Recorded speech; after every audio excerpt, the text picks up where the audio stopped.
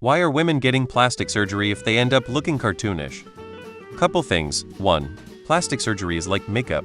You don't usually notice when it's subtle and effective, you only notice when it's excessive. 2. Plastic surgery can be addictive. It's often people who are mentally unwell with unscrupulous doctors who wind up looking like creepy dolls because they don't know when to stop. 3. Some people just like looking a certain way. One person's cartoonish is another person's sexy, because they prefer cartoonish over old. Plastic surgery and weight loss clinics employ sales tactics and will emphasize every flaw and problem you have to get as much out of you as possible. They will degrade you and break you down more than you already were when you walk through the door. After all, if you came to them willing to spend more money because you feel you were ugly, you were already in that broken state of mind they want. All they need to do is twist those screws and get you to pay more. Same reason guys take steroids and end up looking goofy.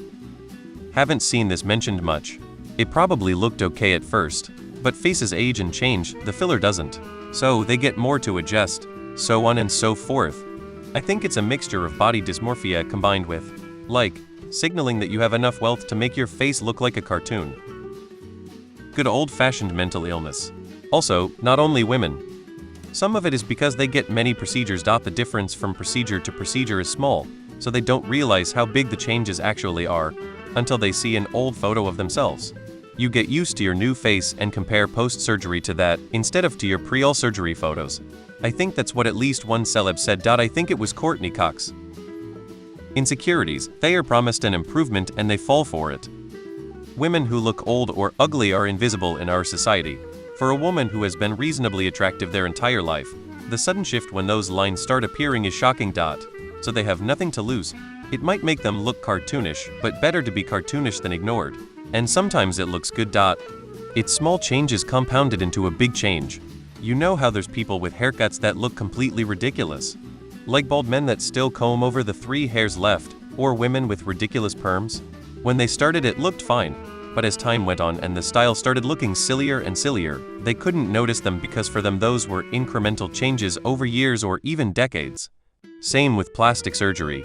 It starts with just a couple of injections to make lips more appealing, and turns out to be a face looking like it was kept inside the wasp hive.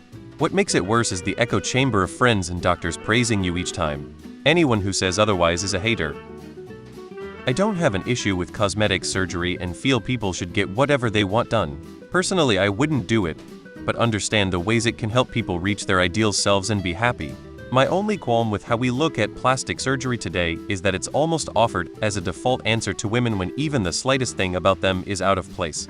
Like 17-year-olds talking about getting Botox and lip fillers is so crazy to me. You're not even done growing. It feels so insidious and unhealthy. I think if it was looked at more healthily and not as a requirement to fit into today's standard of beauty, it would probably be more openly accepted. Why do men take steroids and look overly buff when they end up looking cartoonish? Because they like how it looks.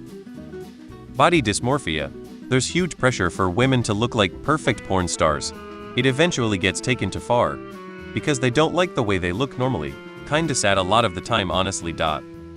Because there's pressure, especially in the age of social media, to look a certain way. That wasn't their goal. You only notice the botched ones. Body dysmorphia. Society can be incredibly cruel to aging women. Beauty standards are extremely youth-centric, and a woman's worth is in most cultures tied to her physical appearance and reproductive function.